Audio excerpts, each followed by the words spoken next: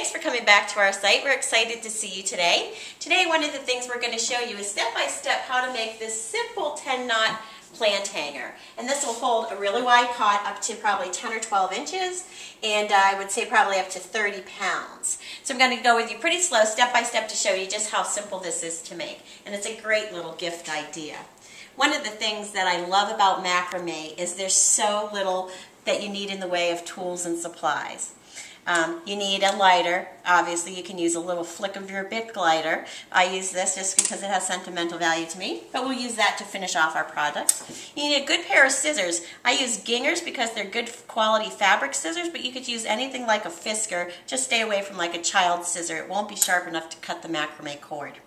Then, if you prefer, you can use these bobbins. You can find these in knitting stores. They kind of open up to hold your cord and allow you to work a little bit easier with long cords. We won't need that today, but that's a nice tool to have in your box.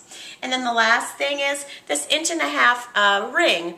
And this is what we're going to use to hang our plant from the hook on the ceiling. And of course you need some macrame cord. Macrame cord comes in a multitude of colors, so you can really find something for any decor.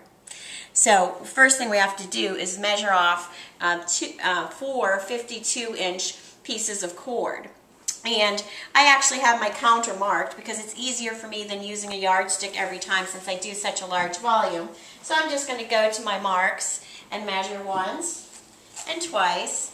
And if your cord is curly, you're going to want to make it nice and taut as you go. You don't want to waste any cord, but you definitely want to be making sure you have enough. Better too much than too little. So again, now I'm cutting my second cord. If you have multiple skeins, you can cut these, up to 4 at a time would be fine. And this is number 3. And you can see there's no time in this part of the craft at all. And last but not least, number 4. Whoops. That one wanted to fight. 1, 2. Get your pec muscles working at the same time here. Now I'm going to take my 4 cords, grab them all by their ends. Got one on the loose. And again, it doesn't have to be precise, just close. And I have a little bit of knots going here, so I'll get those out of the way because that will interfere with our happy project. Then I'm going to take our ring, and I want this to be in the center of the work. So I'm going to slide the ring on, and then I'm going to just grab the ends of both sets of cords. So I have 4 cords I started with. It's going to be 8 cords that I'm working with. Whoops. Okay, so there's our 8 cords. I'm going to make a knot in the top, a very simple knot. So this is what you do. Preferably have the ring in the hand that you are. If you're right-handed, the ring in the right. And you're just going to flip all the cords over and pull the ring through. Now you want it to be tight. You want to pull towards the ring. And then you want to take each cord and make sure it's as tight as it can possibly be. This will make sure that you just have a nice clean knot on top. So you can see when I'm done, it has sort of a front and a back. It really doesn't matter, but one side will look cleaner. So now I'm going to take this to my hook. This is a very fancy tool that you need. You can hang your picture on this after you're done so nobody knows what you're doing in your spare time. Now we're going to make the knots. We're going to make 4 knots at about 12 inches down, and then another 6 inches down, we're going to make another 4 knots. You want to make sure that you pull the cords that are closest to each other when you're doing this. So if you look up at the top, you'll see I have 2 side-by-side cords. I'm going to drop down about 12 inches. I'm going to flip the cords over my finger, just like a rabbit hole, pull them through, pull it nice and tight. Now I'm going to look for 2 more that are together. Take them down to the same level, put my fingers there to make my knot. Again, these do not have to be exact because when the pot's in them, they're going to be spaced apart. So don't get yourself all worried about that. 2 more close together, tie them around, and last are our 2 cords back here.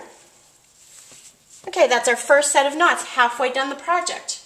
Now, again, you want side by side when you're knotting always. Now this is going to create the web. So you see that I don't want to be tying these 2 cords together. I want to tie from opposite bundles. So I'm going to go down about 6 inches and I'm going to tie 2 cords together. Now this is really important that you make sure you go to the next set or your thing will be twisted and you won't be able to get your plant in. So again, just pay a little bit of attention to what you're doing, but you really can watch Dr. Phil while you're doing this, or The Biggest Loser, or your favorite reality show. It's really not that hard once you get going. And the last set of cords, I'm going to match up I have 2 in the back. I'm going to flip those on.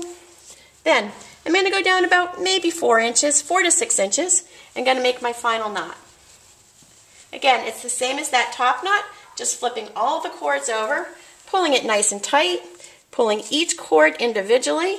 This adds to the strength of your finished project, and this is the part the pot sits in, so you want to make sure you have this nice and tight.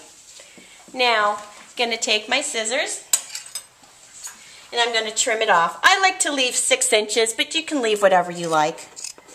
That's just aesthetically, I think, more appealing. This is a 36-inch hanger. Then I'm going to take my lighter and just quickly fuse the ends. You don't have to have a total meltdown here. Just a quick fuse. This just prevents it from raveling over time. So again, I'm just barely touching the end of the flame to the end of the macrame. And there you have it. Add your plant.